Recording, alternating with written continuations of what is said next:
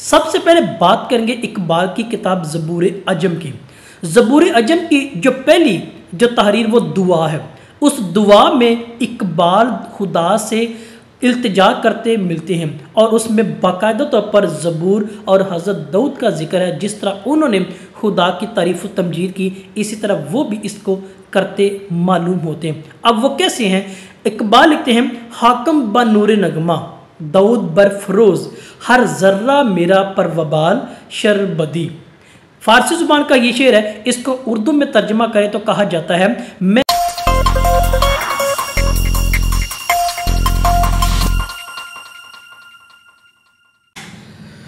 मोअज़्ज़ज़ नाज़रीन सामईन तलबा तालिबात, आपकी खिदमत मेरा सलाम आदाब और उम्मीद करता हूँ आप खैरियत से होंगे। हमारा आज का मौजू इकबाल के यहाँ अकाबी जो शाहीन उसके तसव्वुर की बुनियाद, इस मौजू पे गुफ्तगू करेंगे और देखेंगे कि बुनियादी तौर पर इकबाल के यहाँ यह तसव्वुर कहाँ से आया है और कौन से मानों में इसको इस्तेमाल करने की उन्होंने कोशिश की है। जब सबसे पहले बात करते हैं अकाब पे, आज़ादी, बहादरी और ऊंची उड़ान के तसव्वुर के तौर पर लिया जाता है, जो सोच के एतबार से बुलंद परवाज़ी का एक अहम अलामती और अहम रुकन के तौर पर इस कायनात का हमें मिलता है, जो इंसान को हौसला मंदी के तौर पर भी लिया गया है। ताकत और बहादरी और तेज़ निगाही इसकी बुनियादी जो सरगर्मी उसमें शामिल है। रूहानियत की एक अलामत और दरवेश सिफ्त के तौर पर भी इसको समझा या परखा जाता है। जब आम तौर पे देखा जाए तो सख्त कुशी के तौर पर भी, सख्त मेहनत करने वाले और आज़ादी का नारा बुलंद करने के तौर पर भी इसको समझा या इसके हमें मिलता है। पैगंबरी तौर पर भी इसको जो खुददारी के मानों में है उसके तौर पर भी लिया जाता है। जब अब इसकी देखें तेज़ निगाह, जहानत और बेखौफी, ये वो उन परिंदों में दरवेश सिफ्त होने की एक मुनफद होने की अलामत है जो दीगर परिंदों में मौजूद नहीं होती है। इस लिहाज से देखें तो ये अमेरिका का या अमेरिका का ये कौमी जो अलामत के तौर पर परिंदा वो भी लिया जाता है, जो बुलंद परवाज़ी सुपर पावर होने की एक अलामत हमारे सामने मौजूद है। रूहानियत, रहनुमा और एतमाद, इसके यहाँ वाज़िया और दो टूक अल्फाज में ये चीज़ मिलती है। ये अकाब का पस मंज़र या उसकी खूबियों के तौर पर हम इसको ले सकते हैं। अब इकबाल के यहाँ बतौर अलामत क्यों लिया गया है, ये हमारे पास सवाल है। नौजवानों के रूप में है, हिम्मत करने वालों के तौर पर यह अलामत मौजूद है। बुलंद परवाज़ी और सोच रखने वालों के लिए इकबाल ने इसको बयान किया है और ज़िंदगी में आगे बढ़ने वालों के लिए एक अहम अलामत और सबूत के तौर पर यह चीज़ मिलती है, जो फ़लसफ़ा खुदी के रूप में हमारे यहाँ बेशुमार और सादा अल्फाज में ये चीज़ मिलती है। अब ये तो इकबाल के यहाँ भी हो गया, अकाब का पस मंज़र भी हो गया। अब दूसरी बात करते हैं इकबाल के यहाँ ये तसव्वुर की बुनियाद कहाँ से मिलती है। जब इकबाल के यहाँ देखें तो ये बाइबल मुक़द्दस है।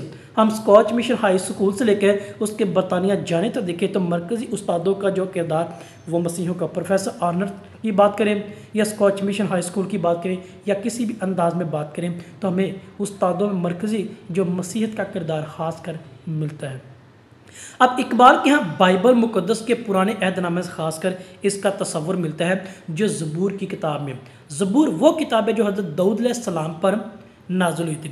अब ज़बूर का मतलब देखें वो होता है नविश्ता, लिखा हुआ, तहरीर या सनद है या वो दस्तावेज़ा जो तहरीरी तौर पर मौजूद होती हैं। अब वो तहरीरी तौर पे क्या है, वो इल्हामी किताब है जो हज़रत दाऊद अलैहिस्सलाम पर नाज़िल हुई, खुदावंद करीम ने नाज़िल की और उसमें क्या हुआ कि खुदावंद करीम की तारीफ़ व तमजीद बयान की गई, जो हज़रत दाऊद अलैहिस्सलाम ने अपने खुदावंद करीम की बड़ाई को बयान करने में वो लिखी थी। अब ये तो बात आ गई हमारे पास ज़बूर का मानी, इकबाल के यहाँ अलामत और औकाब का पस मंज़र वो कहते हैं। अब ये जो बात हमने किया है ज़बूर की किताब या पुराने अहदनामे से ली गई है, हम इस बात को तहरीर पर गए हैं ये कैसे, क्यों कर और किस अंदाज में। सबसे पहले बात करेंगे इकबाल की किताब ज़बूर अजम की। ज़बूर अजम की जो पहली जो तहरीर वो दुआ है, उस दुआ में इकबाल खुदा से इल्तिजा करते मिलते हैं और उसमें बाकायदा तौर पर ज़बूर और हज़रत दाऊद का जिक्र है। जिस तरह उन्होंने खुदा की तारीफ़ व तमजीद की, इसी तरह वो भी इसको करते मालूम होते हैं। अब वो कैसे हैं? इकबाल लिखते हैं, हाकम ब नूर नगमा दाऊद बरफरोज़ हर जर्रा मेरा परवबाल शरबदी। फारसी ज़ुबान का ये शेर है, इसको उर्दू में तर्जमा करें तो कहा जाता है, मैं मट्टी हूँ, मुझे नगमा दाऊदी के नूर से रोशन कर, नगमा दाऊद, वो नगमा जो हज़रत दाऊद अलैहिस्सलाम ने खुदा की तारीफ़ व तमजीद में गाया या गुनगुनाया।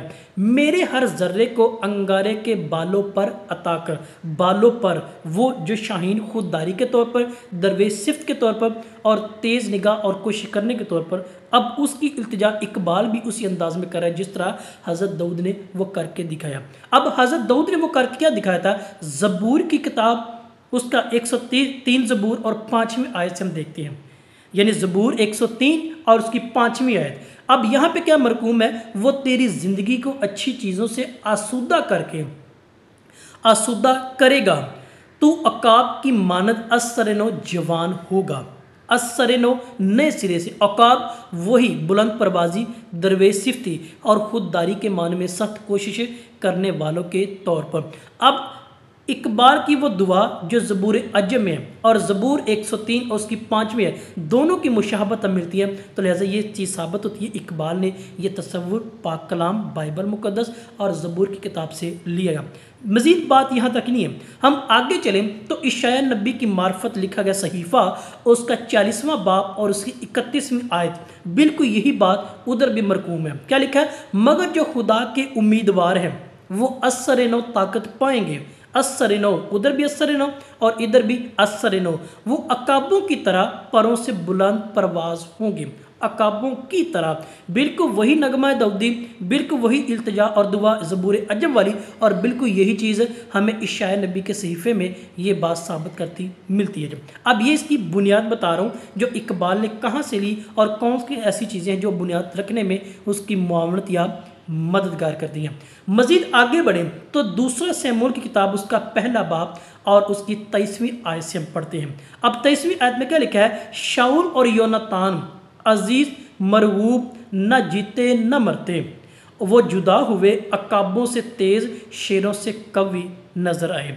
अब इधर भी अकाब का तस्वुर तेज़ यानी शेरों से भी तेज़ी का मामला, सख्त कोशिश करने के मानों में। इस बात को देखें तो आगे चले खरूज की किताब, जब हमें मूसवी शरीयत का आगाज़ मिलता है तो वहाँ पर भी यही चीज़ मिलती है। 19वां बाब और उसकी 4थी आयत से, तुमने देखा कि मैंने मिस्रियों से क्या किया, तुमने देखा कि मैंने मिस्रियों से क्या किया और अकाबों के परों पर बिठाकर तुम्हें अपने पास ले आया। यानी सख्त मेहनत, बुलंद परवाजी, आज़ादी, ताकत और बहादुरी और दरवेश सिफ्त होने की अलामत यहाँ पे भी मिलती। अब ये बात साबित होगी कि इकबाल के यहाँ ये तस्वुर, इकबाल के यहाँ ये अंदाज़ बाइबल मुक़द्दस की रोशनी में मिलता है जो अकाब और शाहीन के तौर पर लिया गया। अब बात करते हैं इकबाल के अशार बतौर मिसाल। अभी जितनी भी हमने बात की है, जितनी मिसाल ली है इकबाल के अशार की रोशनी में, इसको तस्दीक के तौर पर देखते हैं। अब बात की जाए इकबाल के अशार पे, इकबाल यहाँ पे लिखते हैं अकाबिरु जब बेदार होती है जवानों में। जवानी की बात जो हमने तारुफ के तौर पे देखी वही बात, अकाबिरु जब बेदार होती है जवानों में, नज़र आती है उनको अपनी मंजिल आसमानों में।